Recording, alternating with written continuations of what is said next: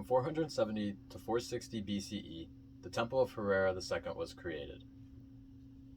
It is an orthogonal hex-style Doric temple that is about 60 meters long, 25 meters wide. This is an original Greek temple with influences of the Mycenaean Megarons and even some Egyptian. There's 6 columns on the front and rear facade, and there's 14 columns on both flanks. All of these total to 36 outer Doric columns.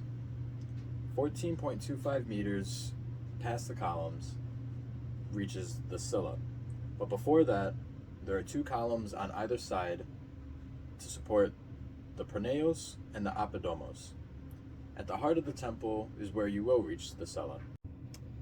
There are steps that lead up to the Scylla that is 7.76 meters wide and 32 meters long. Inside contain 2 rows of 7 2-tiered columns parallel to the cella walls. It is a rather blank entablature compared to others, but it is decorated with metatopes and triglyphs for every column and in between each one as well. At the time, it was created with an extremely decorative roof with over 16,000 interlocking functional decorative tiles. The base of the temple was created completely flat to be true to the earth that it sits on. The temple is meant to be read by its viewers through its structural proportionality and its optical illusion, giving it a sense of life and perfection.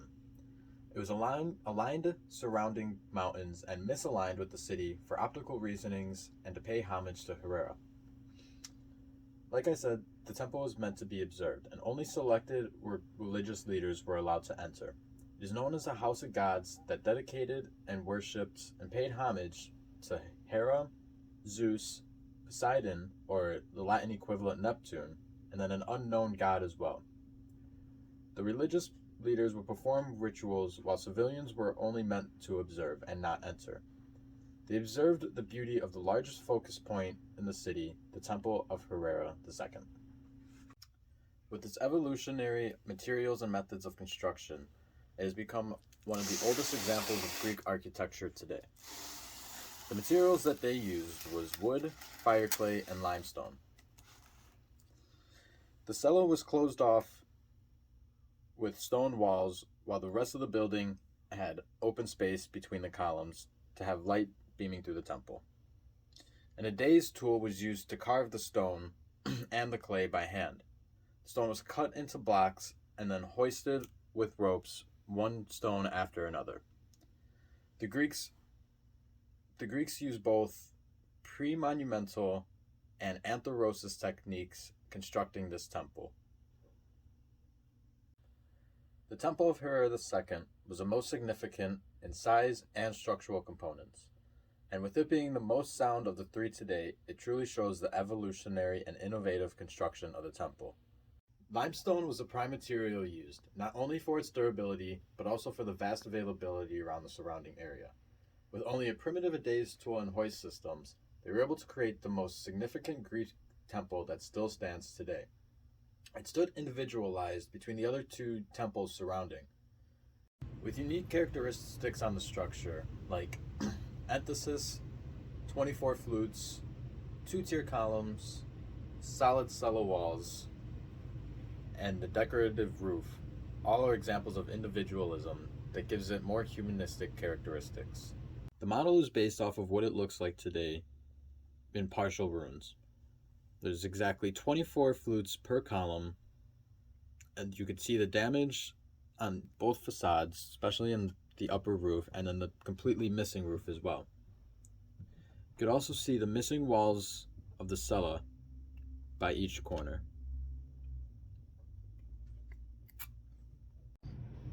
For the model of the temple, I took a sectional cut from the first side of the flank, so you could see the full interior.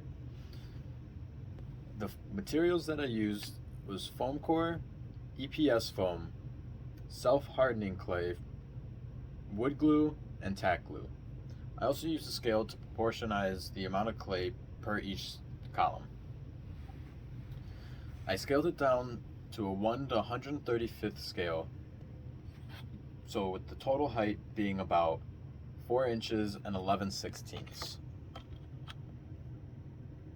The columns are about 2 inches and 11/16 as well, with the entablature being just under an inch at 0.88 inches. The length of the temple is scaled down to about 17.5 inches long, while the width is about 7 inches and 5/16. The 32 by 7.75 meter cella was scaled down to about 9.83 inches and 4.16 inches wide. The interior columns on the bottom are about 2/3 of what the exterior columns are, coming to about 2 inches, while the upper interior columns are about 1 inch.